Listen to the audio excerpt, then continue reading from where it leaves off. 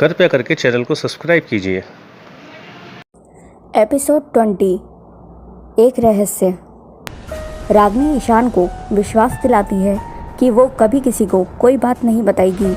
ईशान को भी अपनी बहन रागिनी पर पूरा विश्वास होता है कि रागिनी अपना किया हुआ वादा कभी नहीं तोड़ेगी। तभी ईशान रीना को घर की सारी खिड़कियां और दरवाजे बंद करने का इशारा करता है। ईशान रीना से कहता है, रीना जल्दी से घर के सारे दरवाजे और खिड़कियां बंद कर दो।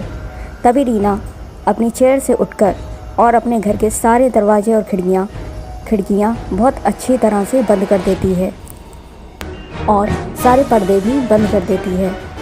दिन के उजाले में उस कमरे की सारी खिड़कियां और दरवाजे बंद होने के कारण पूरे कमरे में काला घना अंधेरा छा जाता है, जैसे काली घनी अंधेरी रात हो गई हो। इस काले घने अंधेरे के होने के साथ साथ उस कमरे में एक खामोशी और सन्नाटा भी छाया हुआ था। कमरे में अब कुछ भी दिखाई नहीं दे रहा था। तभी रीना कमरे में एक छोटी सी कैंडल को जला देती है ताकि वो लोग एक दूसरे को दिख सकें। कैंडल जलने के बाद कमरे में एक हल्की सी रोशनी हो जाती है। इसके बाद रीना अपनी चेयर पर आकर वापस बैठ जाती है। तभी रागिनी ईशान से कहती है, बताइए भैया, आप क्या बताना चाहते हो? तभी ईशान रागिनी की तरफ देखता है। रागिनी उसे सवालिया नज़रों से देख रही होती है। ईशान एक गहरी लंबी सांस लेता है और रागिनी से कहता है, रागिनी, दरअसल ये जो बच्ची है अनवी, जिसे हम कल अपने साथ लाए हैं, वो बच्ची बहुत खतरे में है और इस बच्ची की जान को खतरा है। ईशान की ये बात सुनकर रागिनी एकदम से सहर जाती है। उसकी आंखों में एक डर दिखाई देता है और उसके हाथ पैर कांपने लगते हैं। फिर वो ईशान से अपनी लड़खड़ाती हुई आवाज़ में पूछती है, खतरा? कैसा खतरा भैया, और किससे खतरा इस बच्ची को? रागिनी की इस बात पर ईशान कहता है, दरअसल इस बच्ची को कुछ शैतानी और कुछ बुरी शक्तियों से खतरा है।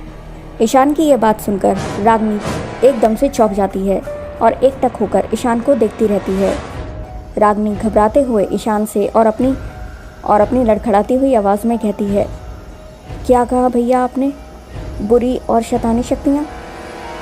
ईशान की यह बात सुनकर रागिनी अंदर ही अंदर बहुत घबरा गई थी। इसके बाद फिर वो आगे पूछती है, कैसी बुरी शक्तियाँ भैया, और इस छोटी सी बच्ची का किसी भी बुरी तरीके की शक्तियों से क्या लेना देना होगा? इसके बाद रागिनी एक के बाद एक अनेकों अनगिनत सवाल ईशान से पूछने लगती है और उसके सवालों की एक बाढ़ सी आ जाती है।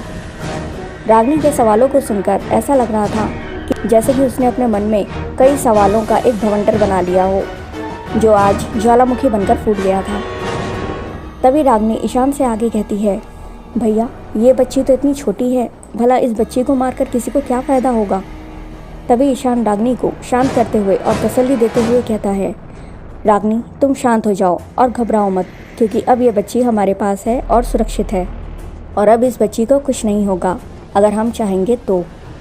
ईशान की इस बात को रागिनी अब समझ नहीं पाती कि ईशान की इस बात का आखिर क्या मतलब है। इसलिए रागिनी ईशान से कहती है, मैं कुछ समझी नहीं भैया, आप क्या कहना चाहते हैं? रागिनी की इस बात का जवाब देते हुए ईशान रागिनी से कहता है, रागिनी दरअसल इस बच्ची को हमें सबसे छुपा कर रखना होगा। हमें इस बच्ची की असली पहचान सबसे छुपा कर रखनी होगी, नहीं तो बहुत बुरा हो सकता है।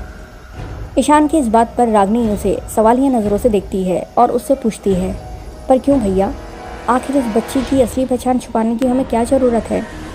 रागिनी की इस बात पर ईशान जोर देते हुए कहता है, ज़रूरी है रागिनी, बेहद ज़रूरी है इस बच्ची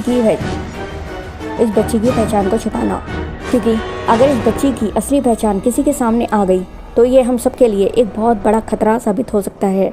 इसलिए हमें हमेशा ही इस बच्ची की असलियत को छुपा कर रखना होगा। रागिनी ईशान की इस बात को बहुत ध्यान से सुनती है। फिर वो ईशान से एक सवाल पूछती है, भैया आपने कहा कि हमें इस बच्ची की असली पहचान छुपानी होगी, पर मेरे मन में एक सवाल है।